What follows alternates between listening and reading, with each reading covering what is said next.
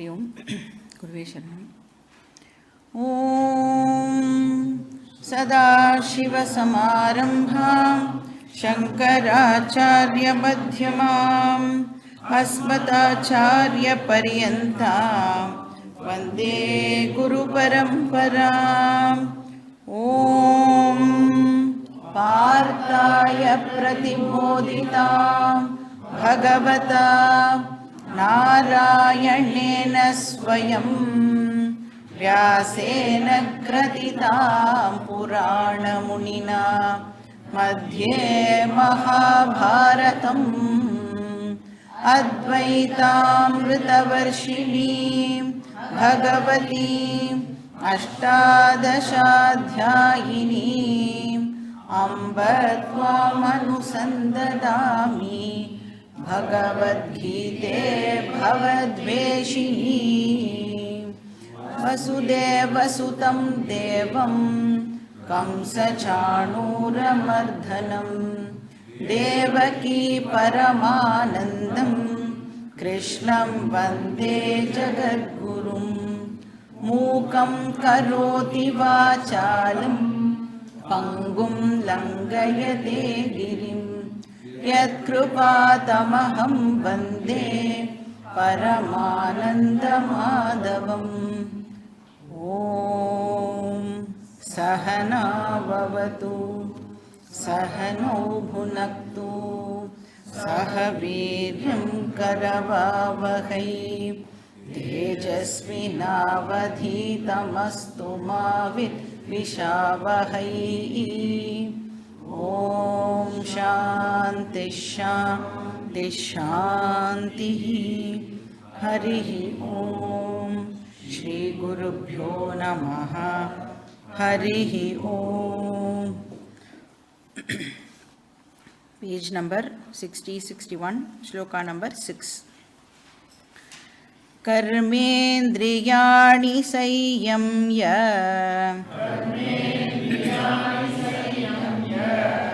य आस्ते मनसा स्मरन् इन्द्रियार्थान् विमूढात्मा मिथ्याचारः स उच्यते।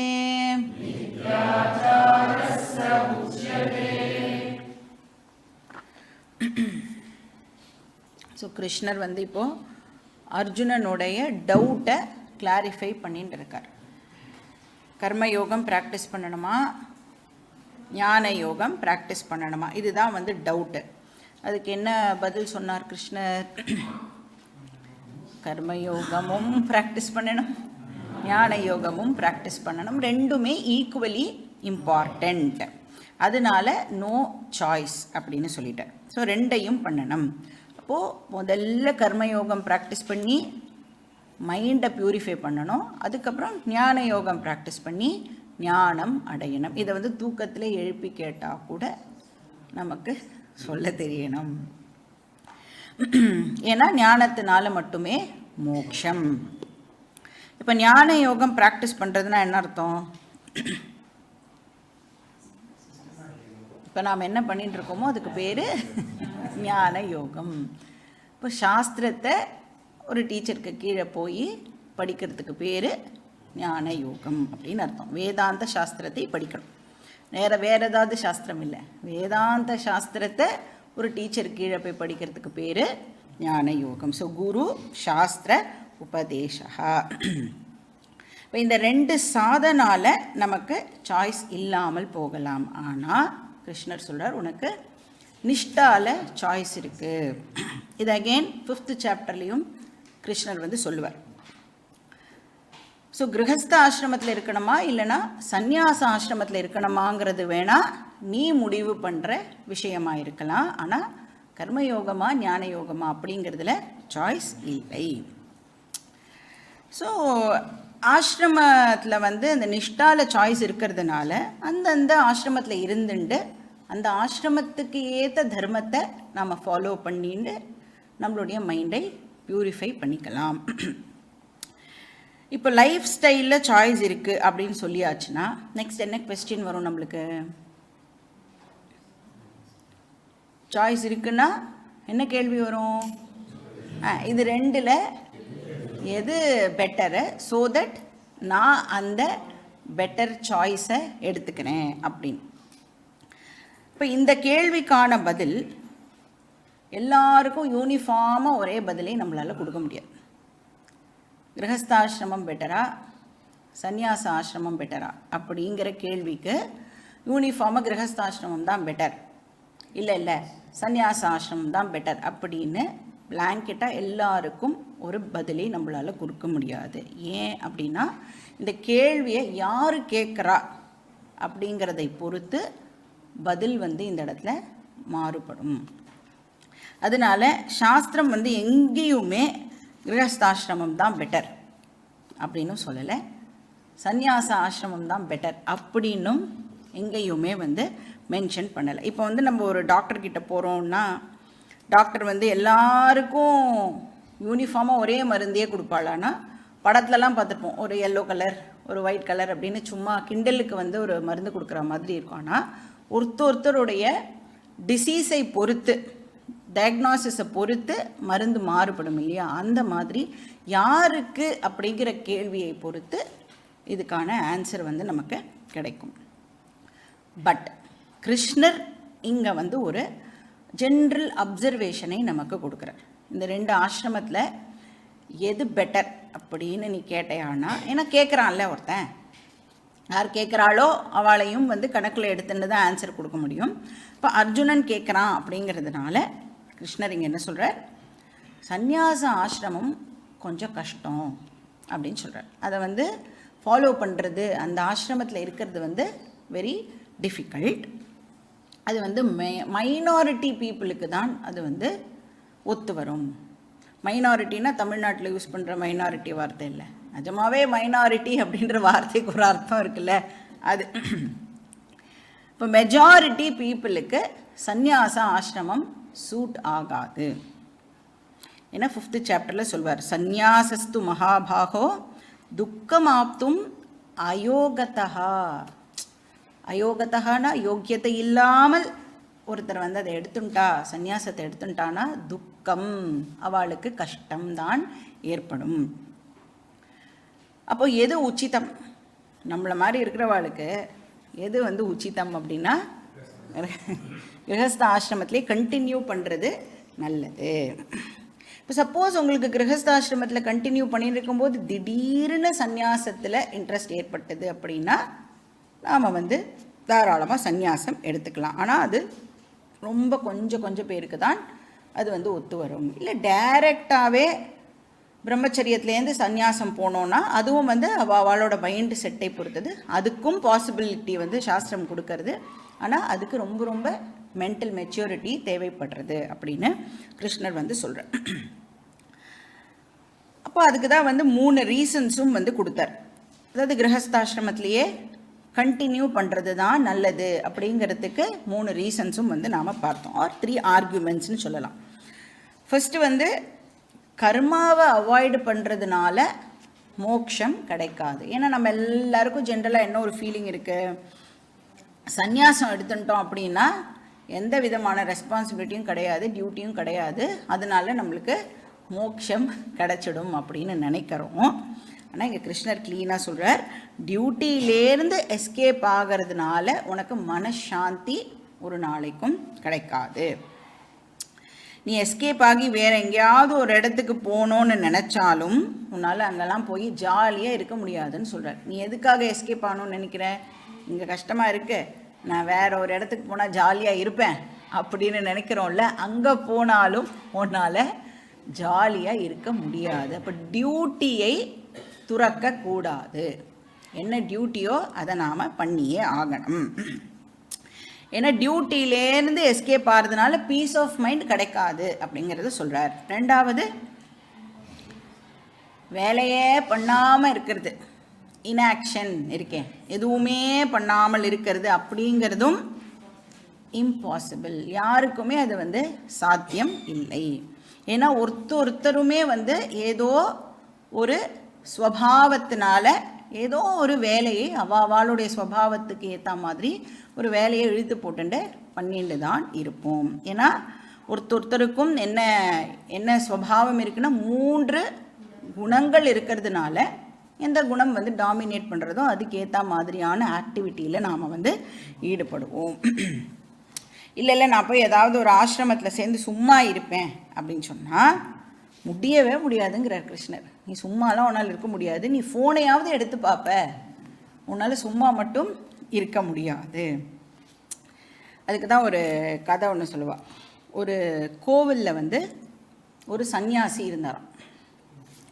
அந்த சன்னியாசி வந்து எதுவுமே பண்ண மாட்டாராம். சன்னியாசிக்கு கோவிலில் ஒரு வேலையும் கிடையாது. ஆனால் கோவில்லேருந்து ஒருத்தருக்கும் ஒரு பாகம் இது கொடுப்பாள்ல, அவள் மடப்பள்ளியில் பண்ணுறதில் ஒரு போர்ஷன் வந்து ஒருத்தருக்கும் கொடுக்கணும். இப்போ குருக்கள் அப்படின்னா அவளுக்கு ஒரு போர்ஷன், ஏன்னா அவள் வந்து எல்லாம் பண்ணுறா, ஒர்க் பண்ணுறா அப்படின்னு. அதை மாதிரி ஒருத்தருக்கு குருக்கள் ஹெல்ப் பண்ணுறவாளுக்கு இவ்வளோ, அவரோட கொஞ்சம் கம்மியாக கொடுப்பா. அந்த மாதிரி இந்த கோவிலில் ஒரு சன்னியாசி இருக்கார், அவருக்கும் வந்து ஒரு போர்ஷன். அப்போ இந்த இப்போ என்னது அந்த கோவிலெல்லாம் கவர்மெண்ட் பார்த்துக்கிறாளே, ஹெச்ஆர்என்சி, அந்த ஆஃபீஸர் ஒருத்தான் வரான் கோவிலுக்கு வந்து, லிஸ்ட்டெல்லாம் எடு. ஏன்னா அவளோட எய்மே என்னது, செலவு கம்மியாக இருக்கணும், வரவு மட்டும் ஜாஸ்தியாக இருக்கணும். அப்போ தான் அவள் வந்து இனோவா கார்லாம் வாங்கிக்க முடியும், அதெல்லாம் பண்ண முடியும் இல்லையா. அதனால் அவள் வந்து லிஸ்ட்டெல்லாம் எடுத்து என்னெல்லாம் செலவு அப்படின்னு பார்க்குறான். அதில் வந்து லிஸ்ட்டில் வந்து கடைசியில் வந்து சும்மா இருக்கும் சாமியார் அப்படின்னு போட்டு அவருக்கு ஒரு பட்டை சாதம், அந்த காலத்துலலாம் அதை வந்து அப்படி தான் சொல்லுவாப்புல, பட்டை சாதம் ஒரு மெஷர், அது ஒரு பட்டை சாதம் அப்படின்னு எழுதியிருக்கான்.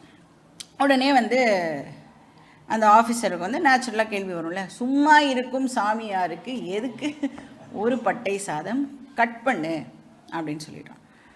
அப்போது அந்த கோவிலில் இருக்கிறவா சொல்கிறா, இல்லை அவர் ரொம்ப வருஷமாக இருக்கார், நீங்கள் வந்து திடீர்னு எப்படி அந்த மாதிரி கொடுக்காமலாம் இருக்க முடியாது, அட்லீஸ்ட் இனிமேல் கொடுக்க மாட்டோம் அப்படிங்கிறதையாவது அவர்கிட்ட போய் நம்ம இன்ஃபார்ம் பண்ணணும்ல, அதுதானே மரியாதை அப்படின்னு கோவிலில் இருக்கிறவா சொல்கிறான்.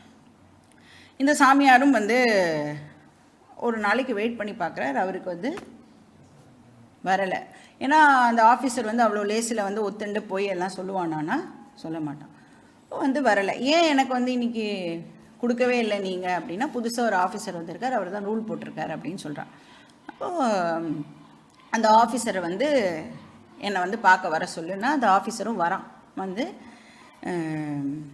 ஏன் எனக்கு சாப்பாடே நீங்கள் வந்து கொடுக்கக்கூடாதுன்னு சொல்லிட்டீங்களா அப்படின்னு கேட்டதுக்கு அந்த ஆஃபீஸர் சொல்கிறான், என்ன சும்மா இருக்கிறதுக்கெலாம் எதுக்கு சாப்பாடு போட்டுட்டு இங்கே வந்து வரவே ஒன்றுத்தையும் காணோம், செலவு ஜாஸ்தியாக இருந்தால் நாங்கள் எப்படி வந்து எங்கள் வீட்டுக்கெல்லாம் எல்லாத்தையும் எடுத்துகிட்டு போகிறது, அதனால் வந்து செலவெல்லாம் வந்து குறைக்கணும் அப்படிங்கிறதுக்காக உங்களுக்கு இனிமேல் சாப்பாடு கிடையாது அப்படின்னு.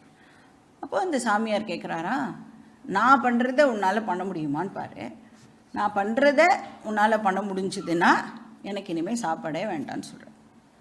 என்ன பண்ணணும், சும்மா இருக்கணும். அவனும் வந்து சரி இருக்கேன், எவ்வளோ நேரம் சும்மா இருக்கணும், முதல்ல நீ சும்மா இரு பார்க்கலாம் அப்படின்னு சொல்கிறார். ஸோ பக்கத்தில் உட்கார வச்சுக்கிறார், ஃபோன் பார்க்கக்கூடாது, எதையுமே பார்க்கக்கூடாது, நீ அப்படியே சும்மா உட்காந்துட்டு இருக்கணும். அவனும் வந்து சரி நான் வந்து இந்த சேலஞ்ச் எடுத்துக்கிறேன் அப்படின்னு சொல்லிட்டு பக்கத்தில் உட்காரான். 5 நிமிஷம் கூட அவனால் சும்மா இருக்க முடியல. அப்போ கூட என்ன பண்ணுவோம், நம்ம முடிஞ்சுதா கிளாஸ் முடிஞ்சுதா டைம் என்ன ஆகுது பார்ப்போம்ல, அந்த மாதிரி வாட்ச் எல்லாம் பார்க்கறதுக்கு ட்ரை பண்ணுறான். அவர் வந்து அதை எதுவுமே பார்க்கக்கூடாது தம்பி, சும்மா இருக்கணும். இப்போ அவன் வந்து ரொம்ப கஷ்டப்படுறான் சும்மா இருக்கிறதுக்கு, அவனால் இருக்கவே முடியல. கடைசியில் அவன் வந்து இந்த சாமியார்கிட்ட வந்து மன்னிப்பு கேட்டுட்டு போய் ஆஃபீஸ் லெட்ஜரில் எழுதுனான், சும்மா இருக்கும் சாமியாருக்கு 2 பட்டை சாதம் அப்படின்னு. இப்போ சும்மா இருக்கிறது அப்படிங்கிறது வந்து வெரி வெரி டிஃபிகல்ட். அப்புறம் 3வது ரீசன் வந்து சும்மா இருக்கிறதுனால மோட்சம் கிடைக்காது. இன்ஃபேக்ட் இந்த சும்மா இருக்கிறது அப்படிங்கிறது ரொம்ப ரொம்ப ரிஸ்கியும் கூட. ஏன்னா எந்த விதமான டியூட்டியும் நம்ம எடுத்துக்கவே இல்லை, ரெஸ்பான்சிபிலிட்டிஸ் எடுத்துக்காமல் எந்த வேலையும் பண்ணாமல் நம்ம ஐடலாக நம்மளோட மைண்டை அப்படியே விட்டோம் அப்படின்னு சொன்னால் அது வந்து டெஃபினட்டாக நம்மளோட லைஃப்க்கே வந்து ரொம்ப டேஞ்சரஸாக மாறிடும். இப்போ வந்து கிரகஸ்தனாக இருக்கும்னு வச்சுக்கோங்களேன். உங்களுக்கு வந்து கிரகஸ்தனாக இருந்துட்டு வேலையெல்லாம் கொஞ்சம் கம்மியாக இருக்குது அப்படின்னா கூட அந்த சும்மா இருக்கிற நேரத்தில் என்ன பண்ணலாம், நம்ம கவலையெல்லாம் படலாம் இல்லை, ஏதோ ஒன்று பண்ணலாம். சும்மா இருக்கும் பொழுது கவலைப்படலாமே, கவலைப்பட்டால் தானே வயசானதுக்கு வந்து அறிகுறி. கவலைப்படலை அப்படின்னு சொன்னால் எல்லோரும் வந்து என்ன உனக்கு கவலையே இல்லை அப்படின்னு கேட்டுருவாளேன்னு சொல்லிட்டாவது நாம் வந்து கவலையாவது படலாம். இப்போ இது சன்னியாசின்னா அவளுக்கு சுத்தம் ரிலேட்டிவ்ஸ் இருக்க மாட்டா, பொசஷன் இருக்காது. அப்போ எதை நினச்சி அவள் வந்து கவலைப்படுவா? சும்மா இருந்தால் வெரி வெரி டேஞ்சரஸ். அப்போ எதை நினச்சி கவலைப்படுவா அப்படின்னா அந்த ஐடல் மைண்டில் இப்போ என்ன தோணும் அப்படின்னா, ஒருவேளை நம்ம சந்நியாசம் எடுத்துட்டது தப்போ. ஏன்னா சந்நியாசங்கிறது ஒரு பர்பஸுக்காக எடுத்துக்கணும் இல்லையா, ஞான யோகம் ப்ராக்டிஸ் பண்ணுறதுக்காக எடுத்துக்கணும். அதை விட்டுட்டு வெறும்னு டியூட்டிஸ் எல்லாம் மட்டும் திறந்துட்டு அவள் வந்து உட்காந்துண்டா அப்படின்னா இப்போ மைண்டு வந்து என்னெல்லாம் பண்ணும் அப்படின்னா, என்னெல்லாம் ஆசைகள் இருந்ததோ அதெல்லாம் நிறைவேற்றிக்கிறதுக்கு இப்போது முயற்சி பண்ணும். இப்போ நான் வந்து தெரியாமல் இந்த சந்நியாசத்தில் வந்து மாட்டேன்ட்டேனோ அப்படி எல்லாம் மைண்ட் வந்து இப்போது யோசிக்க ஆரம்பிக்கும். அப்போ என்ன ஆகும் அப்படின்னா அந்த தாட்ஸ் வந்து வெரி வெரி பவர்ஃபுல். என்ன பண்ணுவோன்னா சந்நியாச தர்மத்தையே வயலேட் பண்ணுறதுக்கு கூட அவள் வந்து வயலேட் கூட பண்ணறதுக்கு அவளுக்கு சான்சஸ் அதிகமாகிடும். அப்போ சப்ரெஸ் பண்ணி பண்ணி ஒரு நாள் அது பூதாகாரமாக வந்து வெடிச்சிடும். எங்கேயுமே வேதம் வந்து நம்மளை உன்னுடைய ஆசைகள் எல்லாத்தையும் சப்ரெஸ் பண்ணு அப்படின்னு சொல்கிறதே கிடையாது. சப்ரெஸ் பண்ணுறதுனா என்ன அர்த்தம்? அடக்கி வையே, நீ ஆசையே படக்கூடாது, ஆசையே துன்பத்திற்கு காரணம், அதனால் நீ ஆசைப்படக்கூடாது அப்படின்னு நம்மளுடைய வேதம் எங்கேயுமே நமக்கு சொல்லி கொடுக்கவே இல்லை. இன்ஃபேக்ட் என்ன சொல்கிறது அப்படின்னா, பரீட்சை லோகான் கர்மச்சிதான் பிராமணா நிர்வேதம் ஆயாத். பரீட்சை லோகான், பரீட்சை பண்ணு, இந்த உலகத்தில் என்னென்னலாம் உனக்கு வேணுமோ அது எல்லாத்தையும் நீ ட்ரை பண்ணி பாரு அப்படின்னு சொல்கிறது. எக்ஸ்பீரியன்ஸஸை நிறைய நீ வந்து கெயின் பண்ணு. இப்போ கெயின் பண்ணால் நமக்கு என்ன ஒரு நாளைக்கு தெரிய வரும் அப்படின்னா, இந்த உலக விஷயங்கள் எல்லாம் எப்படிப்பட்டதாக இருக்குன்னா டெம்பரரியாக இருக்குது.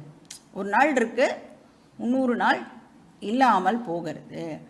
அப்போ நம்மளுக்கு வந்து நம்மளோட புத்தி வந்து ஒரு கேள்வி கேட்கும், அப்போ உண்மையாகவே போகாத ஏதாவது ஒரு விஷயம் இருக்கா, என்னை விட்டு போகவே போகாத பர்மனெண்ட்டாக இருக்கக்கூடியது இந்த உலகத்தில் ஏதாவது இருக்கா அப்படின்னு நம்மளோட புத்தி வந்து குவெஸ்டின் பண்ண ஆரம்பிக்கும். அப்போ வைராகியம் அப்படின்னா, அதாவது நிர்வேதம்னா வைராகியம்னு அர்த்தம். வைராகியம் அப்படின்னா வேர்ல்டுலி சுகங்களை விட மேலானது ஒன்று இருக்குது, அதனால அதை நான் அடையறதுக்கு முயற்சி பண்ணணும் அப்படின்னு என்னோடய ஃபோக்கஸை ஷிஃப்ட் பண்ணுறதுக்கு பேர் வைராகியம். இப்போ சாஸ்திரம் சொல்கிறது பரீட்சை பண்ணிப்பார், ஆசையெல்லாம் நீ வந்து சப்ரெஸ் பண்ண வேண்டிய அவசியம் இல்லை. ஆனால் இங்கே இந்த பர்சன் இப்போ என்ன பண்ணிடுவா, மெச்சூரிட்டி இல்லாமல் தப்பாக வந்து இந்த சந்நியாசம் எடுத்துட்டதுனால ஹி மைட் வயலேட் சந்நியாச தர்மா. அவளை இங்கே கிருஷ்ணர் வந்து மித்யாச்சாரஹா அப்படின்னு சொல்கிறார். அதாவது ஸ்பிளிட் பர்சனாலிட்டி. அவள் வந்து வெளியிலேருந்து பார்க்கறதுக்கு எப்படி இருப்பா அப்படின்னா, தர்ம மோட்சத்தில் தான் அவளுக்கு இன்ட்ரெஸ்ட் இருக்கிற மாதிரி இருக்கும். ஆனால் உள்ளுக்குள்ளே அவளுடைய மைண்டில் என்ன ஓடின்னு இருக்கும்னா அர்த்த காம ரிலேட்டட் விஷயங்கள் அவளோட மனசில் ஓடிண்டு இருக்கும். ஸோ அவளை மித்யாச்சாரஹா அப்படின்னு கிருஷ்ணர் வந்து சொல்கிறார். அது மாதிரி நீ வந்து ஆகக்கூடாது அர்ஜுனா. கர்மேந்திரியாணி சையம்ய. இப்போ உன்னுடைய கர்மேந்திரியங்களை எல்லாம் நீ ரிஸ்ட்ரெயின் பண்ணுறதுனால, அதெல்லாம் வந்து அடக்கிறதுனால, அப்படின்னா என்ன அர்த்தம், காஷாய வஸ்திரம் மட்டும் நீ போட்டுக்கிறதுனால நீ வந்து சந்நியாச ஆசிரமத்தை ஃபாலோ பண்ணுற பர்சனாக ஆக முடியாது. ஆனால் உன் மனசில் என்ன ஓடின்னு இருக்கும், அந்த அர்த்த காம விஷயங்கள் உன்னுடைய மனசில் இப்போது ஓடின்னு இருக்கும். ஆனால் வெளிலேருந்து பார்த்தா எப்படி இருக்கும், கர்மேந்திரியாணி சையம்ய. வெளிலேருந்து பார்க்குறதுக்கு அவள் ரொம்ப ரொம்ப அப்படியே சென்சஸ் எல்லாம் கண்ட்ரோல் பண்ணி வச்சுருக்கிற ஒரு பர்சன் மாதிரி வெளியில் இருக்கிறவாளுக்கு தெரியவா. ஆனால் மனசா இந்திரியார்த்தான் ஸ்மரன், மனசில் அவன் அந்த அர்த்த காமத்தை பற்றியே யோசிச்சுட்டு இருப்பா. ஸ்மரன்னா அதை பற்றியே அந்த திங்கிங் ஆனது இருக்கும். அப்போ இந்த உலகத்தையும் ஏமாத்திண்டு தன்னையும் ஏமாத்திண்டு அந்த பர்சன் இருப்பா. இப்போ அந்த குளத்துலலாம் மீன் இருக்கும்ல, குளத்தில் பார்த்தீங்கன்னா மீன் இருக்கிற குளம் பார்த்தீங்கன்னா எப்பயுமே க்ளீனாக இருக்கும். ஏன்? மீன் போய் எங்கெங்கெல்லாம் அழுக்கு இருக்கோ அங்கங்கே தேடி தேடி தேடி போய் சாப்பிட்டுடும். அந்த மாதிரி தான் நான் க்ளீன் ஆசிரம அட்மாஸ்ஃபியரில் இருப்பேன், ஆனால் என் மனசுக்குள்ளே அத்தனை அழுக்கும் இருக்கும். அந்த மாதிரி இருக்கிற பர்சனை மித்யாச்சாரஹா அப்படின்னு சொல்கிறார். அப்புறம் விமூடாத்மா அப்படின்னும் சொல்கிறார். விமூடாத்மானா அந்த இன்டெலெக்ட் இப்போது கன்ஃபியூஸ்டு இன்டெலெக்டாக இருக்குது, டெல்யூடட் இன்டெலெக்டாக இருக்குது. இப்போ தனக்கு லைஃப்பில் என்ன வேணும் அப்படின்னே தெரியாத ஒரு பர்சனாக அந்த பர்சன் இருப்பான். ஸோ இந்திரியார்த்தான் மனசா ஸ்மரன். அதனால இன்ஆக்ஷன் அப்படிங்கிறது ரொம்ப ரொம்ப டேஞ்சரஸ். அதையும் சொல்கிற ரிஸ்கி. எதுவும் பண்ணாமல் இருக்கலாம்னு சந்நியாசம் எடுத்துக்கிறதுக்கு ட்ரை பண்ணாதே அப்படின்னு கிருஷ்ணர் அர்ஜுனனுக்கு சொல்கிறார். அப்போனா என்ன பண்ணி ஆகணும் அர்ஜுனன்? ஒரு ஆக்டிவ் லைஃப் ஸ்டைலை பற்றி இப்போ நீனு யோசி. அது என்னது? அதுதான் 7வது ஸ்லோகத்தில் சொல்கிறார். ஸ்லோகம் படிச்சுட்டு பார்க்கலாம். யஸ்த்விந்திரியாணி மனசா நியம்யாரபதேர்ஜுன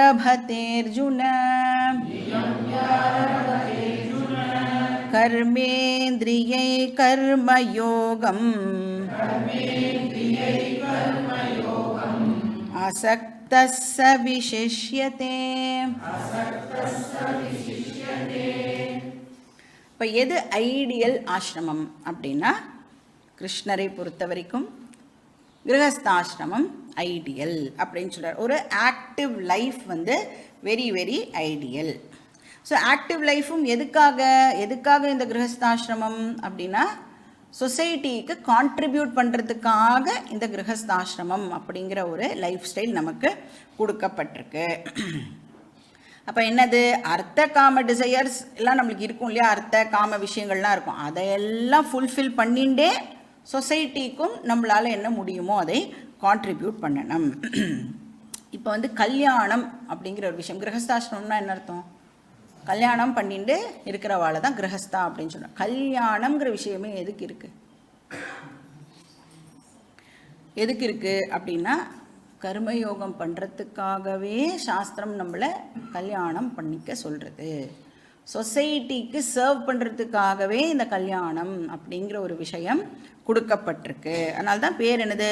ஒய்ஃபுக்கு பேர் சக தர்ம பத்னி அப்படின்னு பேர். அர்த்த காம என்ஜாய் பண்ணுறது செகண்டரி.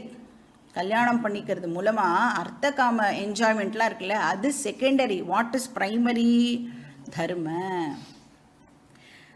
அப்போ தர்மமான முறையில் என்னுடைய அர்த்த காமாவை நான் ஃபுல்ஃபில் பண்ணிக்கணும் அப்படின்னு அர்த்தம். அப்போ கிரகஸ்தா என்ன பண்ணணும் சொசைட்டியில்? இந்திரியாணி மனசா நியம்ய. ஒரு கிரகஸ்தனா, ஒரு ஆக்டிவ் பர்சனாக முதல்ல நான் என்ன பண்ணணும்? என்னுடைய இந்திரியங்களை இப்போ நான் ரெகுலேட் பண்ணணும், சென்ஸ் ஆர்கன்ஸை ரெகுலேட் பண்ணணும். இப்போ கிரகஸ்தா அப்படின்னு சொன்னால் டெஃபினட்டாக நம்மளுக்கு சென்ஸ் ப்ளஷர்ஸ் எல்லாம் அலௌடு. இப்போ 5 சென்ஸ் ஆர்கன்ஸ் இருக்குல்ல, அந்த 5 சென்ஸ் ஆர்கன்ஸுக்கும் 5 விதமான விஷயங்கள் இருக்குல்ல, அதில் எது பெஸ்ட்டோ அதை அனுபவிக்கிறதுக்கான எல்லா இதுவும் நமக்கு வேதம் கொடுத்துருக்கு. ஆனால் என்ன சொல்கிறது அப்படின்னா, அதுலேயே நீ மூழ்கி போயிடாதன்னு சொல்கிறது. இப்போ நாக்கு இருக்குன்னா டேஸ்டியான ஃபுட்டு சாப்பிட்றது தப்பு கிடையாது. எங்கெங்கெல்லாம் டேஸ்டியான ஃபுட் இருக்குன்னு தேடிண்டே டெய்லி போகக்கூடாதுன்னு சொல்கிறது. ஒன்ஸ் இன் அ வைல் உனக்கு அந்த மாதிரி ஒரு ஆசை இப்போ இந்த ஹோட்டலில் இது ரொம்ப நல்லா இருக்கும் இந்த ஐட்டம்னா மாதத்துக்கு ஒரு வாட்டி போய் சாப்பிட்றதுல தப்பே கிடையாது. ஆனால் டெய்லியே நான் அந்த மாதிரி விஷயத்தில் தான் இருப்பேன் அப்படின்னா அது நம்மளுடைய சென்ஸ் ஆர்கன்ஸுக்கு நல்லது இல்லை. அந்த மாதிரி இப்போ கண்ணுக்கு அப்படின்னா கலர் கலராக விஷயங்களை பார்க்கறது தப்பு கிடையாது. இப்போ படம் பார்க்கறது எனக்கு ரொம்ப பிடிக்கும் அப்படின்னா தாராளமாக படம் பார்க்கலாம். ஆனால் ஒரு நாளைக்கு 3 படம் பார்க்கக்கூடாது. அப்பப்போ போய் இப்போ தியேட்டரில் கூட போய் தாராளமாக படம் பார்க்கலாம். ஆனால் எப்பயாவது ஒரு வாட்டி அந்த மாதிரி வச்சுட்டா உன்னுடைய சென்ஸ் ஆர்கன்ஸுக்கும் அது நல்லது. ஸோ நல்ல மியூசிக்கு தாராளமாக கேட்கலாம், நல்ல சாப்பாடு தாராளமாக சாப்பிட்லாம். ஆனால் எல்லாமே வந்து ஒரு லிமிட்டோடு வச்சுக்கோ. நமக்கே தெரியும்ல, அளவுக்கு மிஞ்சினால் அமிர்தமும் விஷம். அப்போ லெஜிட்டிமேட்டாக நாம் வந்து அந்த டிசையர்ஸை ஃபுல்ஃபில் பண்ணிக்கணும். அது எப்படி இருக்கணும்னா ஒரு லிமிட்டுக்குள்ளேயும் அந்த டிசையர்ஸ் இருக்கணும். எப்படி இருக்கணும்னா ஊறுகாய் மாதிரி ஞாபகம் வச்சுக்கணும். இனி அர்த்தக்காம எப்படி இருக்கணும்னா ஊறுகாய் அப்படின்னு ஞாபகம் வச்சுக்கணும். ஏன்னா ஊறுகாவை என்ன பண்ணுவோம், நம்ம ஸ்லைட்டாக சும்மா தொட்டுண்டு சாப்பிடுவோம் இல்லையா. ஊறுகாய் வந்து டெஃபினட்டாக நம்மளுடைய மெயின் டிஷ்ஷாக இருக்காது. இப்போ what should be your main dish? தர்ம மோக்ஷ மெயின், அர்த்தகாம வந்து செகண்டரி சைடு. ஸோ அதனால் சென்ஸ் ஆர்கன்ஸை ரெகுலேட் பண்ணி அப்படின்னா எக்ஸஸாக அதை பயன்படுத்துறத தவிர்க்கணும். வேறு ஒன்றும் இல்லை, ரொம்ப எக்ஸசிவாக ஒரு விஷயத்துக்குள்ளே இன்வால்வ் ஆகாமல். ஸோ சென்ஸ் ஆர்கன்ஸை ரெகுலேட் பண்ணி எதை வச்சு ரெகுலேட் பண்ணணும்? மனசா அப்படின்னா இந்த இடத்துல மனசுன்னா அந்தக்கரணம்னு அர்த்தம். இப்போ புத்திக்கு அந்த அறிவு இருந்துருதுன்னு வச்சுக்கோங்க. நம்ம வந்து எக்ஸ்ட்ராவாக ரொம்ப ஜாஸ்தியாக இப்போ வந்து இந்த வாரம் வந்து ஒரு 4 படம் பார்த்துட்டோம் அப்படின்னு நம்மளோட புத்தி வந்து இப்போ சொல்லிடுதுன்னா 5ஆவது படம் பார்க்கணுன்னு ஆசை வரும்போது ஆல்ரெடி 4 படம் பார்த்துட்டோம், 5ஆவது படம் பார்க்கக்கூடாதுன்னு இப்போ புத்தி வந்து நமக்கு சொல்லணும். அப்போ புத்தியை யூஸ் பண்ணி உன்னுடைய சென்ஸ் ஆர்கன்ஸை நீ வந்து கண்ட்ரோல்டாக வச்சுக்கோ, அதை ரெகுலேட் பண்ணு. அந்த ரிவர் மாதிரி, இப்போ ரிவரை வந்து ஸ்டாப் பண்ண ட்ரை பண்ணால் என்ன ஆகும்?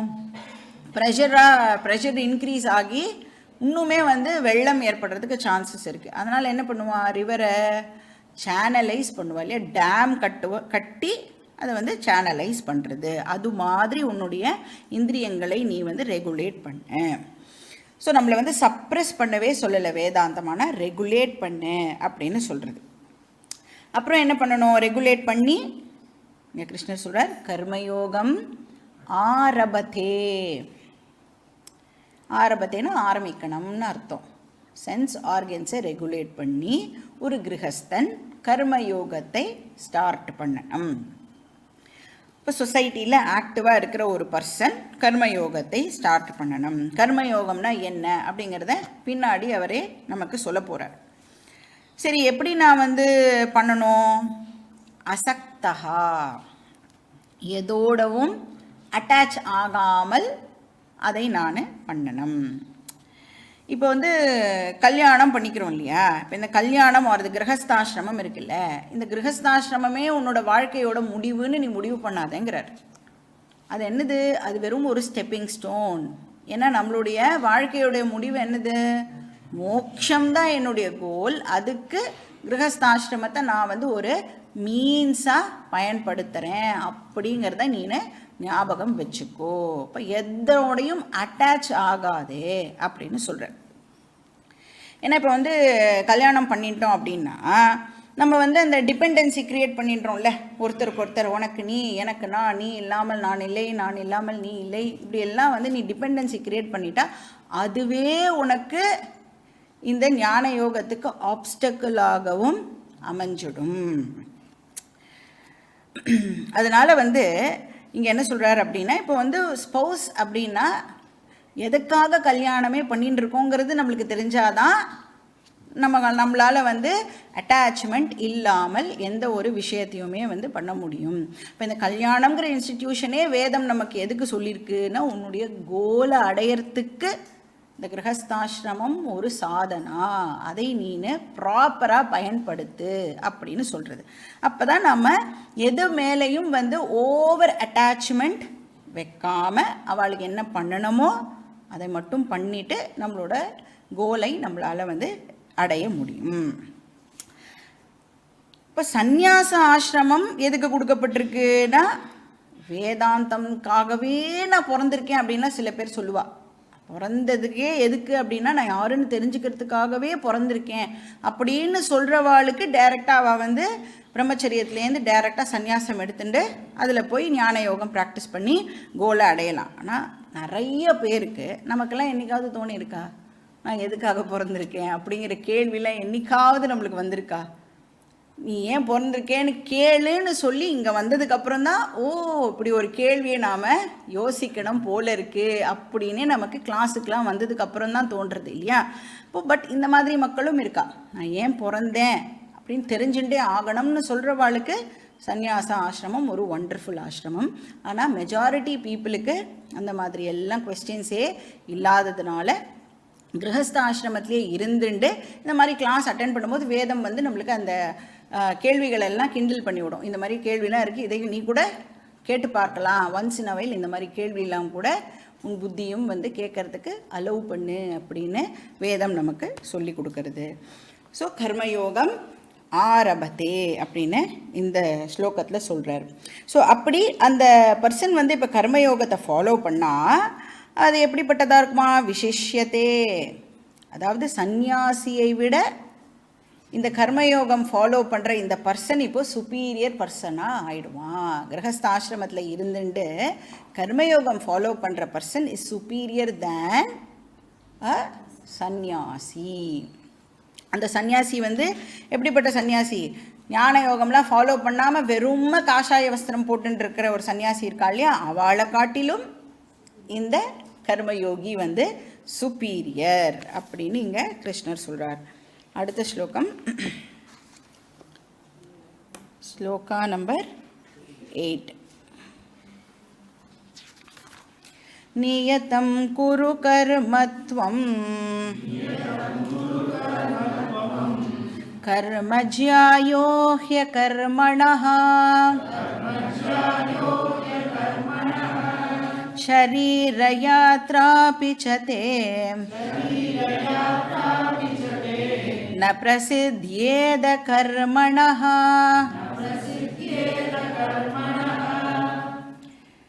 இப்போ வந்து போன ஸ்லோகத்தில் வந்து கர்மயோகம் ஐடியல்னு சொன்னார் இல்லையா, மெஜாரிட்டி பீப்புளுக்கு அதுதான் பெஸ்ட்.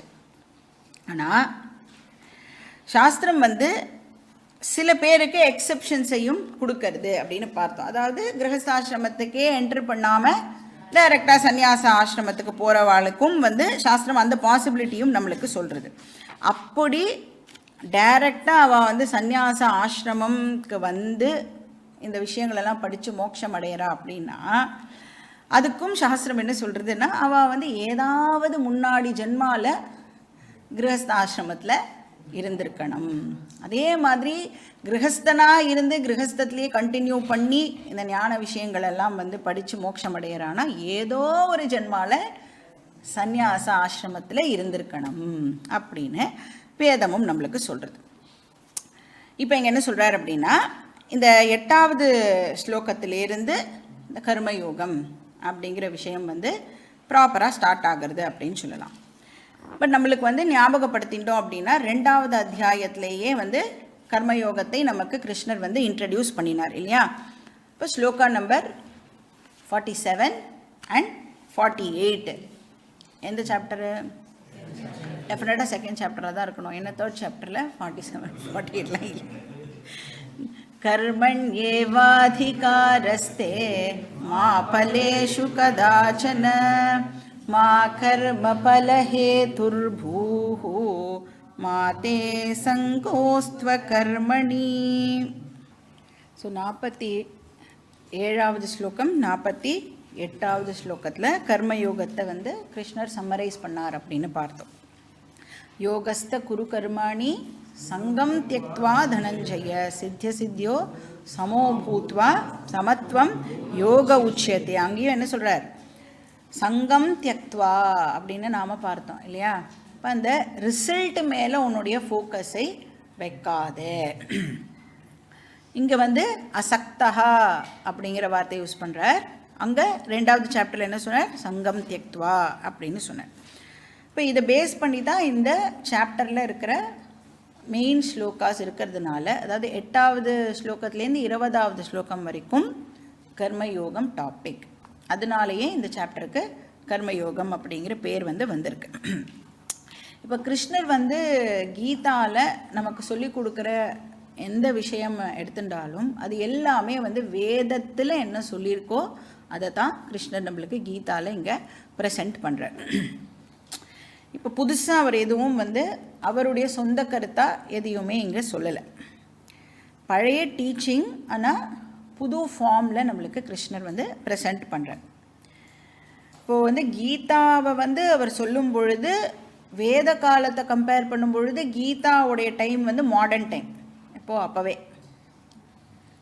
கீதா சொன்ன டைமையும் இப்போ நாம் இருக்கிற இந்த காலகட்டத்தை கம்பேர் பண்ணும்பொழுது இது மாடர்ன் இல்லையா? அதனால் இப்போ அந்த டீச்சிங்கில் இப்போ கிருஷ்ணர் யுத்தம் அப்படிங்கிற எக்ஸாம்பிளை வச்சு சொல்லி கொடுத்துருந்தார் அப்படின்னா, இப்போ சங்கரர் அதுக்கு பாஷ்யம்லாம் எழுதும்போது அவருடைய பீரியடில் என்ன எக்ஸாம்பிள்ஸ் அவர் டே டு டேயில் எல்லோரும் யூஸ் பண்ணுறாலோ அதை வச்சு அவர் பாஷ்யத்தில் எக்ஸாம்பிள்ஸ்லாம் கொடுத்துருப்பார். இப்போ சங்கரர் காலத்தில் ப்ராபப்ளி டிவி, மொபைல் ஃபோன் அதெல்லாம் இல்லாமல் இருக்கலாம். ஆனால் இப்போ நாம் நம்மளுடைய டீச்சிங்க்கு மோஸ்ட்டாக அந்த மாதிரி எக்ஸாம்பிள்ஸ் தான் பார்க்குறோம் இல்லையா? ப்ளஸ் சங்கரர் சான்ஸ்கிரிட்லேயே சம்பாஷணம்லாம் பண்ணி டீச்சிங் எல்லாம் பண்ணியிருக்கலாம். ஆனால் இப்போ நம்மளுக்கு நம்மளுடைய மதர் டங்லேயே இந்த விஷயங்கள்லாம் இப்போ நாம் கேட்டுருக்கோம். அப்போ எக்ஸாம்பிள்ஸை மாற்றுறோம், அப்புறம் லாங்குவேஜை மாற்றுறோம். ஆனால் எதை மாற்றுறல? அந்த கண்டென்ட் இருக்குல்ல, வேதத்தில் என்ன சொல்லியிருக்கோ அதே விஷயத்தை தான் மாடர்ன் டைமாக இருந்தாலும் இப்பையும் நாம் அதே விஷயத்தையே கற்றுக்கிறோம். இப்போ கர்மயோகம் பற்றி வேதத்தில் கர்ம காண்டத்தில் இந்த விஷயமானது சொல்லப்பட்டிருக்கு. இப்போ 2 உபனிஷத்தும் கூட கர்மயோகம் பற்றி பேசுறது. ஒன்று ஈசாவாஸ்ய உபனிஷத்னு ஒரு உபனிஷத், அதுக்கப்புறம் பிருகதாரண்யக உபனிஷத்னு இன்னொரு உபனிஷத். ஸோ 2துலேயுமே இது ரிலேட்டடான மந்திரங்கள் இருக்கு. குருவண்ணேவேக கருமாணி ஜிஜீவிஷேச்சதம் சமாஹா ஏவம் த்வயி நாண்யதே தோஸ்தி ந கர்ம லிப்யதே நரே அப்படின்னு ஈஷாவாசிய உபனிஷத் சொல்கிறது. அதாவது நீ ஆக்டிவிட்டீஸ்லாம் பண்ணிகிட்டே 100 வருஷம் வாழணும்னு ஆசைப்படணும். அப்படி நீ எதோடையும் அட்டாச்மெண்ட் இல்லாமல் அந்த ஆக்டிவிட்டீஸ் எல்லாம் நீ பண்ணும் பொழுது உனக்கு அந்த கர்மமே உன்னுடைய பந்தத்திலிருந்து உனக்கு விடுதலையை கொடுக்கும் அப்படின்னு அங்கே அந்த உபனிஷத் சொல்கிறது. பிருகதாரண்யகத்தில் தமேதம் வேதானு வச்சனேன பிராமணா விவிதிஷந்தி யஜ்ஞேன தானேன தபசா அப்படின்னு சொல்கிறது. இப்போ யஜ்ஞம், தானம், தபஸ் இது 3ம் கிரகஸ்தாளுக்கு கொடுக்கப்பட்டிருக்கிற விஷயம். அப்போ இந்த 2 மந்திரம் தான் என்டையர் கர்மயோகத்துக்கு பேஸாக அமையிறது. அப்போ கர்மயோகம் அப்படின்னா ஜென்ரலாக என்ன அப்படின்னு நாம் பார்த்துட்டு இந்த ஸ்லோகத்துக்குள்ளே என்ட்ரு பண்ணலாம். அண்ட் 2வது சாப்டரில் கர்மயோகம் பற்றி பார்க்கும் பொழுதும் நாம் பார்த்தோம், கர்மயோகம்னா 2 வார்த்தைகள் இருக்குது, கர்மா ப்ளஸ் யோகா. அந்த கர்மானா என்ன கர்மா? அது ப்ராப்பர் ஆக்ஷன் அப்படின்னு பார்த்தோம். யோக அப்படின்னா ப்ராப்பர் ஆட்டிடியூட் அப்படின்னு பார்த்தோம். இப்போ யோக அப்படின்னு எடுத்துனோன்னா ப்ராப்பர் ஆட்டிடியூட் அப்படின்னா attitude towards the proper action. அந்த ஆக்ஷனை பண்ணும் பொழுது என்ன பாவனாவோட அந்த ஆக்ஷனை நான் பண்ணணும். இப்போ ஆக்ஷன் மட்டும் இல்லை, ஆக்ஷனோட ரிசல்ட்டையும் நான் என்ன பாவனாவோட அக்செப்ட் பண்ணிக்கணும். ஆக்ஷன் பண்ணும் பொழுது என்ன பாவனா வச்சுக்கணும், ஆக்ஷனோட ரிசல்ட் வரும் பொழுது என்ன பாவனாவை நான் வச்சுக்கணும். இப்போ ப்ராப்பர் ஆக்ஷன் அப்படின்னு சொன்னால் என்ன அர்த்தம்? What is proper action? இதையும் நம்ம ஆல்ரெடி பார்த்துருக்கோம். ஜென்ரலாக ஆக்ஷன்ஸை நாம் 3 விதமாக பிரிக்கலாம். ஒன்று சாத்வீக கர்மா, அப்புறம் ராஜச கர்மா, 3வது தாமச கர்மா. இப்போ இதில் நமக்கே தெரியும் எது பெஸ்ட்டு. சாத்வீக கர்மா தான் பெஸ்ட், அதுதான் ஐடியல் கர்மயோகம். ராஜச கர்மா மீடியாக்கர், மத்தியமம் அப்படின்னு சொல்லலாம். தாமச கர்மா பண்ணவே கூடாது, அவாய்ட் பண்ணணும். அப்போ ஒரு கர்மயோகியுடைய லைஃப்பில் எந்த ஆக்ஷன்ஸ் ஜாஸ்தியாக இருக்கணும்னா சாத்வீக கர்மாணி டாமினேட் பண்ணணும். ராஜசிக் கர்மாலாம் வந்து கொஞ்சம் கம்மியாக இருக்கணும். தாமசிக் கர்மா 0.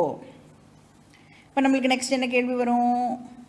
சாத்வீக கர்மா என்றால் என்ன? இப்போ சாத்வீக ஆக்ஷன் அப்படின்னா சிம்பிளாக சொல்லணும்னா, எந்த ஆக்ஷன் பண்ணுறதுனால நான் ஒரு பெனிஃபிஷரி ப்ளஸ் என்னை தவிர இன்னும் நிறைய பேருக்கு இந்த ஆக்ஷன் வந்து பலனை கொடுக்க போகிறது அப்படின்னு சொன்னால் அந்த ஆக்ஷனை நாம் வந்து சாத்வீக ஆக்ஷன் அப்படின்னு சொல்கிறோம். இப்போது ஃபார் எக்ஸாம்பிள் நாம் வந்து ஏதாவது ஒரு பிஸ்னஸ் மேன் எடுத்துனோன்னு வச்சுக்கோங்களேன். இப்போ அந்த பிஸ்னஸ் மேன் வந்து ப்ராஃபிட்டை என்ஜாய் பண்ணுறான்னு வச்சுக்கோங்க. அந்த ப்ராஃபிட்டை என்ஜாய் பண்ணும் பொழுது அந்த ப்ராஃபிட்டை பாக்கி பேருக்கும் அவன் வந்து ஷேர் பண்ணுறான் அப்படின்னு சொன்னால் தானும் என்ஜாய் பண்ணுறான், ப்ளஸ் அதை பாக்கி பேரோடையும் அவன் ஷேர் பண்ணுறதுனால இப்போ அந்த மாதிரி பிஸ்னஸ் பீப்புளெலாம் வந்து சன்னியாசிக்கிட்ட போய் நமஸ்காரம் பண்ணான்னு வச்சுக்கோங்க. அவன் என்ன ஆசீர்வாதம் பண்ணுவான்னா, உன்னோடக்கே இன்னும் நிறையா பிஸ்னஸ் வந்து உனக்கு கிடைக்கட்டும், ஸோ தட் நீ இன்னும் நிறைய பேருக்கு அது மூலமாக வந்து பெனிஃபிட்டு கிடைக்கட்டும் அப்படின்னு தான் ஆசீர்வாதமே பண்ணுவான். அப்போது ஏன்னா அந்த பர்சன் வந்து தார்மீகமான முறையில் சம்பாதிச்சிருக்கா, அவருக்கு டெஃபினட்டாக பெனிஃபிட்டு ப்ளஸ் நிறைய பேருக்கும் அதனால் வந்து பெனிஃபிட் கிடைக்க போகிறது. இப்போ செல்ஃப்லெஸ் ஆக்டிவிட்டி அப்படின்னு சொல்லலாம். ஒரு நிஷ்காம கர்மா இது சாத்வீக கர்மா. நெக்ஸ்ட் வந்து ராஜச கர்மா, இது வந்து செல்ஃபிஷ் ஆக்டிவிட்டின்னு சொல்லலாம். ஸோ பெனிஃபிஷியரிஸ் வந்து ரொம்ப மினிமமாக இருப்பா. மினிமம்னா எத்தனை பேர் இருப்பா? நான், என்னுடைய ஃபேமிலி. உங்கள் ஃபேமிலியில் எவ்வளோ பேர் இருக்காளோ அவ்வளோ பேர். சில ஒஸ்ட் கேஸ் கூட இருக்குது, ஃபேமிலியே விட்டுடுவான், நான் மட்டும், எனக்கு மட்டும் இல்லை என்ன பெனிஃபிட்டு கிடைக்கிறது அப்படின்னு பார்ப்பான். இப்போது இந்த என்ன எக்ஸாம்பிள் எடுத்துக்கலான்னா, இப்போ இந்த கோர்ட்லலாம் போய் ப்ராப்பர்ட்டி டிஸ்பியூட்லாம் பண்ணுறாள்ல, அது ஃபேமிலி மெம்பர்ஸோட தானே டிஸ்பியூட்டே நடக்கிறது. ஃபேமிலியே கூட அவளால் அகாமடேட் பண்ண முடியலன்னா அவள்லாம் சொசைட்டிக்கு என்ன கொடுத்து என்ன கான்ட்ரிபியூட் பண்ணுவா? ஃபேமிலிக்குள்ளேயே அந்த சண்டையை வந்து தீர்த்து போனால் போது விட்டு கொடுக்க தெரியல அப்படின்னு சொன்னால் எப்படி அவள் சொசைட்டிக்கு அவளை போய் கான்ட்ரிபியூட் பண்ணுன்னா டெஃபினட்டாக அவளால் கான்ட்ரிபியூட் பண்ண முடியாது. அப்போ ராஜச கர்மா வந்து மத்தியம கர்மா, செல்ஃபிஷ் ஆக்ஷன். தாமச கர்மா ரொம்ப ரொம்ப டேஞ்சரஸ்ஸு, வெரி வெரி ஹார்ம்ஃபுல். அது எப்படி? எனக்கு என்ன வேணுமோ அதை நான் பண்ணிப்பேன், அந்த கோர்ஸ் ஆஃப் ஆக்ஷனில் யாருக்காவது ஏதாவது ஒரு தீங்கு நடந்ததுன்னா அதை பற்றி கூட எனக்கு கவலை இல்லை, எனக்கு என் வேலை தான் முக்கியம், யார் எக்கேடு கெட்டால் எனக்கு என்னன்னு சொல்லுவோம்ல, அந்த மாதிரியான ஒரு ஆட்டிடியூடோடு பண்ணுற கர்மா எல்லாமே வந்து தாமச கர்மா. இப்போ செல்ஃப்லெஸ் ஆக்ஷன் உத்தமம், செல்ஃபிஷ் ஆக்ஷன் வந்து மத்தியமம், ஹார்ம்ஃபுல் ஆக்ஷன் வந்து அதமம். அப்போ ஒரு கர்மயோகியோட லைஃப்பில் நிறைய சாத்விக கர்மா இருக்கணும், கொஞ்சம் ராஜச கர்மா இருக்கணும், கொஞ்சம் கூட தாமச கர்மா இருக்கக்கூடாது. சரி, இப்போ சாத்விக கர்மா வந்து நிஷ்காம கர்மா அப்படின்னா என்ன மாதிரியான ஆக்டிவிட்டீஸை நான் பண்ணால் அது வந்து சாத்விக கர்மா அப்படின்னா அதுக்கும் வேதமே நமக்கு கைட் பண்ணுறது. நீ என்னெல்லாம் பண்ணலாம் அப்படின்னு ஒரு லிஸ்ட்டையும் நமக்கு கொடுக்கறது. அதனால தான் இங்கே ஸ்லோகம் ஆரம்பிக்கும் போது எப்படி ஆரம்பிக்கிறது? நியத்தம் குரு கர்ம. நியத்தம் அப்படின்னு சொன்னாலே கம்பல்சரி அப்படின்னு அர்த்தம் ஆகிறது. கம்பல்சரியாக நீனு இந்த ஆக்டிவிட்டீஸ் எல்லாம் பண்ணியே ஆகணும் அப்படின்னு சொல்கிறது. என்னது?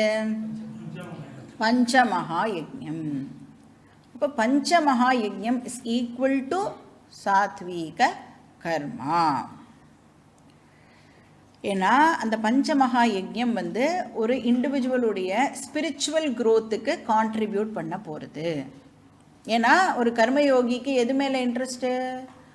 வெளியில் கிடைக்க போகிற மெட்டீரியல் ரிசல்ட் மேலே இன்ட்ரெஸ்ட் கிடையாது. ஆனால் அந்த ஆக்ஷன் பண்ணுறதுனால எனக்கு மென்டல் மெச்சூரிட்டி கிடைக்க போகிறதே, அதில் தான் என்னுடைய ஃபோக்கஸ் இருக்கும். அப்போ உனக்கு மென்டல் மெச்சூரிட்டி வேணும், ஸ்பிரிச்சுவல் க்ரோத் வேணும் அப்படின்னா நீ பஞ்சமகா யஜ்ஞம் பண்ணு அப்படின்னு வேதம் நமக்கு சொல்கிறது.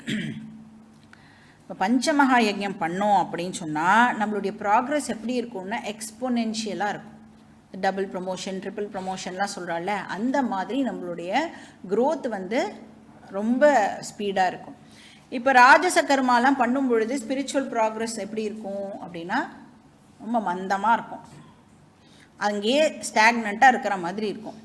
தாமச கர்மா பண்ணால் ஸ்பிரிச்சுவல் க்ரோத் இருக்குமானா சுத்தமாக இருக்காது. இன்ஃபேக்ட் நம்ம ஆப்போசிட் டைரக்ஷனில் ட்ராவல் பண்ணுவோம்.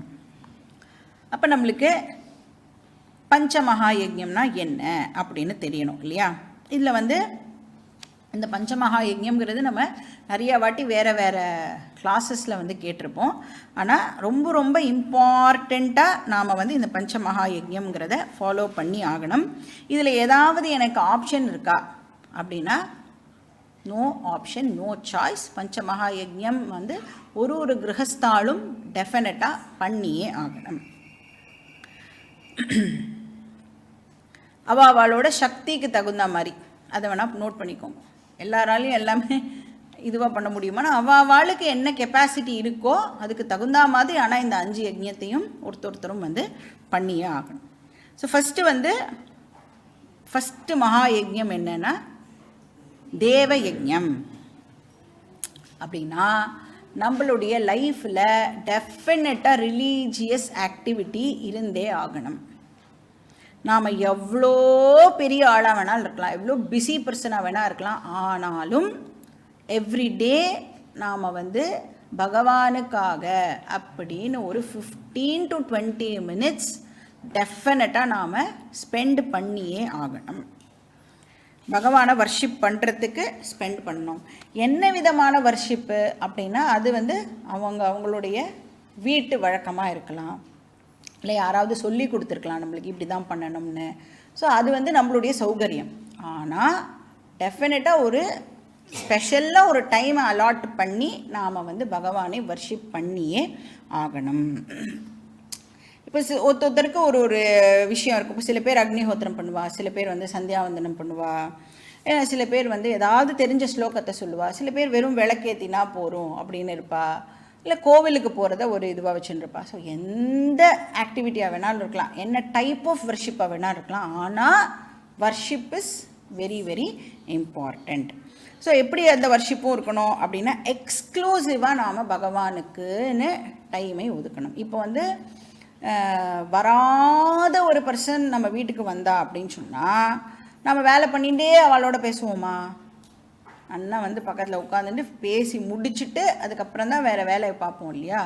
அப்போது அவளுக்கு கொடுக்குற இம்பார்ட்டன்ஸை விட பகவானுக்கு நாம் டெஃபினட்டாக ஜாஸ்தியாக இம்பார்ட்டன்ஸ் கொடுக்கணும்.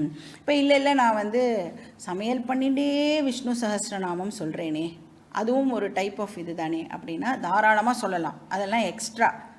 ஆனால் உன்னால் முடிஞ்சதுன்னா எந்த ஆக்டிவிட்டியும் வச்சுக்காமல் வெறும் விஷ்ணு சஹஸ்ரநாமம் மட்டும் போய் பூஜை ரூமில் சொல்ல முடியறதா?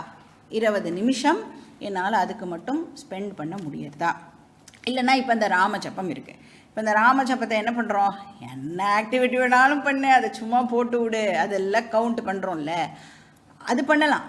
ஆனால் எக்ஸ்க்ளூசிவாக என்னால் ஒரு 15-20 minutes வெறும் ராமஜபம் மட்டும், வேறு எந்த ஆக்டிவிட்டியும் வச்சுக்காமல் அது மட்டும் பண்ண முடியறதா? இப்போ கிளாஸ் கேட்டுட்டே கூட டிக்கெட்டுன்னு அப்படி கூட அமுத்தின்னு இருக்கலாம் நிறைய பேர். அந்த மாதிரியெல்லாம் பண்ணாமல் எக்ஸ்க்ளூசிவாக பண்ண முடியறதா அப்படின்னு பார்க்கணும். அந்த மாதிரி பண்ணணும் அப்படின்னும் நம்மளுக்கு சாஸ்திரம் சொல்கிறது. இல்லை பூஜை பண்ணலாம், ஒருத்தருக்கு என்ன அவளோட ஃபேமிலியில் வழக்கமோ அதை வந்து நாம் ஃபாலோ பண்ணலாம். இது வந்து தேவ யஜ்ஞம். ஸோ எக்ஸ்க்ளூசிவ் டைம் கொடுக்கணும் பகவானுக்கு. நெக்ஸ்ட் வந்து பித்ரு யஜ்ஞம். பித்ரு யஜ்ஞம்னே பேர்லேருந்தே நமக்கு தெரியாது, நம்மளுடைய ஃபோர்ஃபாதர்ஸை ஆன்சிஸ்டர்ஸை நாம் வந்து வழிபடுறது அப்படின்னு அர்த்தம். இப்போ அவளுக்கு நம்மளுடைய கிராட்டிடியூடை நாம் வந்து தெரிவிக்கிறது தான் இந்த பித்ரு யஜ்ஞம். ஏன் கிராட்டிடியூட் தெரிவிக்கணும்? இன்றைக்கி நான் வந்து இந்த மாதிரி இந்த சரீரத்தோடு உட்கார்ந்துண்டு வேதத்தில் இருக்கிற விஷயங்களெல்லாம் இப்போ நான் கேட்குறேன் அப்படின்னு சொன்னால் அதுக்கு யார் காரணம்? இப்போ இந்த சரீரத்துக்கு நம்மளுடைய அப்பா அம்மா காரணம், அவளுக்கு யார் காரணம்?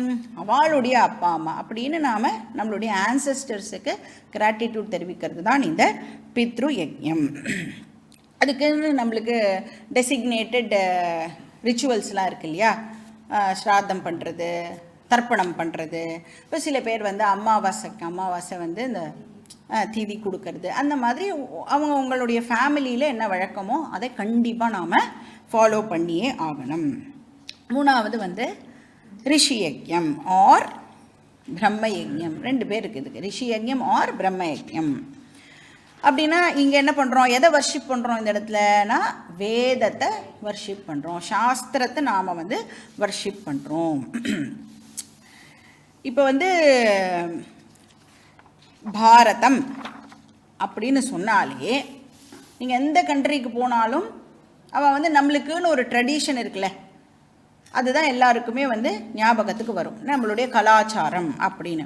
இப்போ அந்த கலாச்சாரம் அப்படிங்கிற விஷயம் இன்னி வரைக்கும் இருக்குது அப்படின்னா டெஃபினட்டாக அதுக்கு யார் காரணமாக இருந்திருக்கணும்?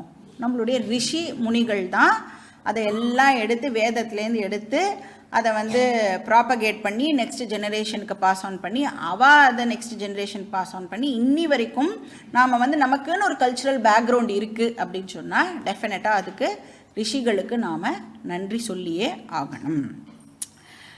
இப்போ எப்படி நாம் வந்து நம்மளுடைய நெக்ஸ்ட் ஜெனரேஷனுக்கு இதை வந்து கொடுக்கறது அப்படின்னா, நாம் அதை எல்லாத்தையும் ப்ராக்டிஸ் பண்ணி, எல்லாத்தையும் ப்ராக்டிஸ் பண்ண முடியுமானா எல்லாத்தையும் பண்ண முடியாது. நம்மளுடைய ஃபேமிலிக்குன்னு ஒரு வழக்கம் இருக்கும்ல, அந்த வழக்கத்தை எங்கேயுமே ஸ்டாப் பண்ணாமல் நம்மளால் முடிஞ்ச வரைக்கும் அதை ஃபாலோ பண்ணி அடுத்த ஜெனரேஷனுக்கு அதை பாஸ் ஆன் பண்ணணும். Very very important. இப்படி தான் நம்மளுடைய கல்ச்சரல் விஷயங்கள் வந்து ஜெனரேஷன் ஆஃப்டர் ஜெனரேஷன் வந்து பாஸ் ஆன் ஆகிறது. இப்போ நம்மளுடைய பேரண்ட்ஸ் நம்மளுக்கு ஏதோ ஒரு விஷயத்த சொல்லி கொடுத்துருப்பா, அவள் ஒரு 100 விஷயம் பண்ணால் நம்ம ஒரு 50 விஷயமாவது ஃபாலோ பண்ணுறோம் இல்லையா? அந்த 50 விஷயத்தை நாம் வந்து நம்மளுடைய நெக்ஸ்ட் ஜெனரேஷனுக்கு டெஃபினட்டாக பாஸ் ஆன் பண்ணணும். அப்போ இந்த ஸ்கிரிப்சர்ஸை வர்ஷிப் பண்ணுறது எப்படி அப்படின்னா, நாம் எப்படி பண்ணலாம் அப்படின்னா, அந்த ரிஷி முனிகளுக்கெல்லாம் எப்படி கிராட்டிடியூடை தெரிவிக்கலாம்னா, அவள் சொல்லியிருக்கிற விஷயங்கள்லாம் இருக்கு இல்லையா, அந்த டீச்சிங்கை நாம் கேட்கறது மூலமாக. இப்போ நாம் ஆக்சுவலாக என்ன பண்ணிட்டு இருக்கோம்னா, ரிஷி யஜ்ஞம் பண்ணிட்டு இருக்கோம், பிரம்ம யஜ்ஞம் இப்போ நாம் பண்ணிட்டு இருக்கோம். ஏன்னா வேதத்தில் இருக்கிற விஷயங்களை நாம் உட்கார்ந்துட்டு பொறுமையாக அண்டர்ஸ்டாண்ட் பண்ணிக்கிறதுக்கு ட்ரை பண்ணுறோம் இல்லையா? இதுக்கு பேர் ரிஷி யஜ்ஞம். இல்லை ராமாயணம் படிக்கலாம், மகாபாரதம் படிக்கலாம், பாகவதம் படிக்கலாம், இது எல்லாமே வந்து ரிஷி யஜ்ஞத்துக்கு கீழே வந்துடும். ஏன்னா வேதமே என்ன சொல்கிறது? ரிதம்ச ஸ்வாத்தியாய பிரவச்சனேச்ச, சத்தியஞ்ச ஸ்வாத்தியாய பிரவச்சனேச்ச. அப்போ ஸ்வாத்தியாய அப்படின்னு ரிப்பீட் ஆகுது. அப்படின்னா ஸ்வாத்தியாயன்னு சொன்னால் சாஸ்திரத்தை படி அப்படின்னு அர்த்தம். ஸோ வேதத்தை டெஃபினட்டாக படித்தே ஆகணும். இப்போ அதில் என்ன விஷயம் சொல்லப்பட்டிருக்குன்னு எல்லாருக்கும் டெஃபினட்டாக தெரியணும். அது வந்து நம்மளுடைய டியூட்டின்னு வேதம் வந்து சொல்கிறது. அதனால தான் நீங்கள் பார்த்தேன்னா இந்த தர்ப்பணம்லாம் பண்ணும்போது பிரம்ம யஜ்ஞம் அப்படின்னு ஒன்று பண்ணுவார். ரிக்வேதம் தர்ப்பயாமி, அப்புறம் யஜுர்வேதம் தர்ப்பயாமி அப்படிலாம் அதை சொல்லி அப்புறம் ரிஷிகளுக்கெல்லாம் ஒரு தர்ப்பயாமி சொல்லுவோம். அப்புறம் ரிஷி பத்னிக்கு தர்ப்பயாமி. ரிஷி பத்னி இல்லைன்னா ரிஷியால் இதெல்லாம் ஒழுங்காக ப்ராப்பகேட் பண்ணியிருக்க முடியாது. அப்போது ஒரு ஆஸ் அ ஃபேமிலி தானே அவள் வந்து ஹெல்ப் பண்ணியிருக்கா இல்லையா? அப்போ ஒருத்தரையும் நாம் வந்து ஞாபகம் வச்சுட்டு அவளுக்கெல்லாம் வந்து நம்மளுடைய கிராட்டிடியூடை நாம் வந்து தெரிவிக்கணும். இதில் வந்து ஏதாவது சாய்ஸ் எல்லாம் எங்கேயாவது இருக்கான்னா ஒரு சாய்ஸும் கிடையாது, கம்பல்சரி. இப்போ தர்ப்பணம்லாம் பண்ணுறதுக்கு எனக்கு எலிஜிபிலிட்டியே இல்லைன்னா நான் என்ன பண்ணுறது அப்படின்னா, கிளாஸ் கேட்கலாம், ராமாயணம் படிக்கலாம், மகாபாரதம் படிக்கலாம். இப்போ நமக்கு எது ரிலவெண்ட் ஆஸ் வேதாந்தா ஸ்டூடெண்ட்ஸ், நமக்கு இன்னும் எது ரிலவெண்ட் அப்படின்னா கீதாவில் சொல்லியிருக்கிற டீச்சிங்கை மறுபடியும் கேட்கறது நாம் பண்ணக்கூடிய ரிஷி யஜ்ஞம் ஆர் பிரம்ம யஜ்ஞம். நெக்ஸ்ட் யஜ்ஞம் வந்து மனுஷ்ய யஜ்ஞம். எல்லா விதமான சோஷியல் சர்வீஸும் இதில் வந்துடும். இல்லாத வாளுக்கு ஹெல்ப் பண்ணுறது வந்து மனுஷ்ய யஜ்ஞம். நம்ம வந்து ஏதாவது ஆர்ஃபனேஜஸ்லாம் வந்து பில்டு பண்ணி கொடுக்கலாம், இல்லைனா அவளுக்கு அங்கே போய் சாதம் கொடுக்கலாம், ட்ரெஸ்ஸு கொடுக்கலாம், என்னெல்லாம் நம்மளால் முடியுமோ அதை பண்ணலாம். இப்போ உடனே வந்து என்ன கேள்வி கேட்பா, எனக்கு வந்து பித்ரு யஜ்யம்லாம் பண்ண முடியல, நான் வந்து அன்றைக்கி வந்து இந்த மாதிரி ஏதாவது ஒரு ஆர்ஃபனேஜுக்கு போய் நான் ஒரு அன்னதானம் பண்ணுறேனே, இல்லை கோவிலில் நான் வந்து இது சொல்லிட்டேன், மடப்பள்ளியில் தளிக்க சொல்லிட்டேன், நான் வந்து என்னால் வந்து இந்த தவசம்லாம் பண்ண முடியல அப்படின்னா அந்த மாதிரிலாம் பண்ணலாமான்னா ஆப்ஷனே இல்லைன்னு சொல்கிறது வேதம். இப்போ நீ வந்து ஆர்ஃபனேஜுக்கெல்லாம் சாப்பாடு கொடுக்குறதோ இதுவோ அது எந்த யஜ்யத்துக்கு கீழே வந்துடும்னா மனுஷ யஜ்யத்துக்கு கீழே வந்துடும். தர்ப்பணம் அதெல்லாம் எந்த யஜ்யத்துக்கு கீழே வருது? பித்ரு யஜ்யத்துக்கு கீழே வருது.